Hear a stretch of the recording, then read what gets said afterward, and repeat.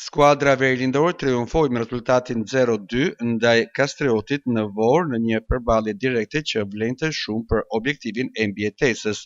Kuksi zhvilloi një ndeshje të kujdesshme dhe efikase duke ditur të administrojë mirë momentet kyçe të takimit dhe duke goditur në kohën e duhur për të siguruar 3 pikët mjaft të rëndësishme.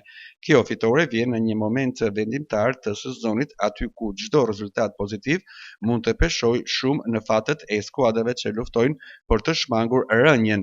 Me këtë sukses, Kuksi lë pas lushnjën me 2 pikë duke përforcuar pozitat në zonën play-out dhe duke fituar më shumë besim në javët e mbetura të kampionatit.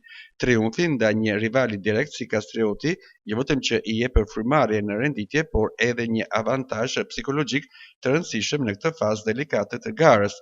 Për Kuksin, kjo ishte një fitore që mund të vlej sa një sezon i tërë, pasi skuadra jo vetëm që merr 3 pikë jetike, por tregon edhe se mbetet plotësisht në garë për të siguruar mbijetesën.